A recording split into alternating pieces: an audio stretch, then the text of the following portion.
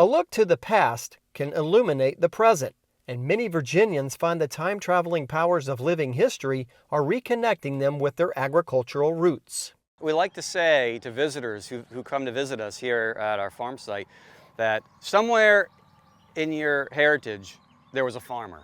So every human at one point grew their own food. They farmed, they gardened. And so it's in all of our blood to do that. At Colonial Williamsburg, visitors can get their hands dirty with historical crops and farming methods to connect with Virginia's 18th century agricultural heritage at the town's Ewing Field. We try to be a hands-on site, first and foremost. And one of the advantages to what we're doing here is we're kind of low technology and high labor. And so we're able to get high school groups, school groups that are visiting for their history lessons. We get them out in the field and they're all using hoes, breaking up clods, hilling up mounds, weeding.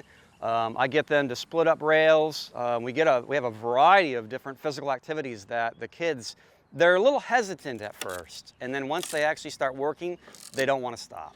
Virginia was the wealthiest of the 13 original colonies thanks to tobacco, the most valuable crop in the New World. But while it brought great wealth to plantation owners, most Virginia farmers focused on raising food for their families. They might have been growing 5 to 10 acres of tobacco, but they were probably growing somewhere between 20 to 60 acres of corn just to feed themselves and possibly their livestock. They will also grow quite large kitchen gardens, produce patches, anywhere from a ½ acre up to 10 acres to support their families. Non-agricultural crops like beans, squash, pumpkins, potatoes, sweet potatoes, to feed their family.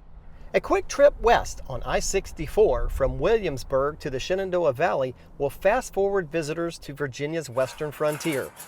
Here is where farmers from a variety of cultures built their lives. The Frontier Culture Museum is about the formation of a unique sort of American subculture that grows up here in the Shenandoah Valley from people from West Africa, Europe, places like England, Ireland, Germany, as well as Native American culture. Those cultures are all going to collide here in the Shenandoah, and they're going to start to form a new American subculture. Here at the museum, we use agriculture largely as a lens through which we can view those cultural changes. Obviously, agriculture influences the things people eat. It influences how they work. It influences things like their holidays.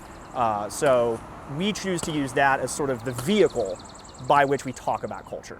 At the 18th century farm site, Ray Wright shares how many of the European settlers came with the hope of a better life in the New World.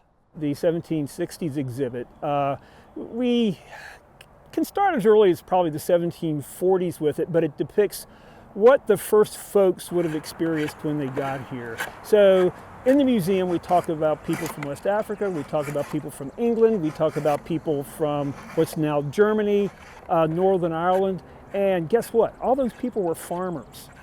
And one of the things that drew them to North America, that drew them to the colony of Virginia and to the colony of Pennsylvania, was the hope for and the opportunity for perhaps becoming landowners themselves. Just around the corner and 100 years later at the 1850s exhibit, interpreter Caitlin McCreary not only demonstrates how the Shenandoah Valley was the breadbasket of the South, but also connects patrons with the source of everyday products. Being able to actually show them is like, this is the wheat or the rye that we're growing, this is how they would process it, then you send it to mill and then it turns into flour. And from there we can go in the kitchen and make that bread and show them how that process would work too.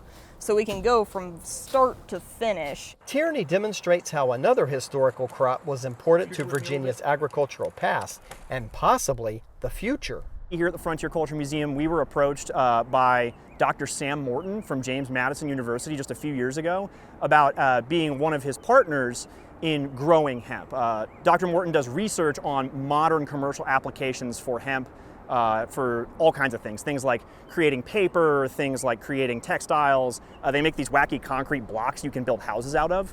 But we're interested in hemp because of its historical relevance. It was an incredibly important cash crop to this region from the 1760s up through the early 1780s. Both the Frontier Culture Museum and Colonial Williamsburg are open year-round, but July is an especially good time to visit. That's when we're harvesting our long grains.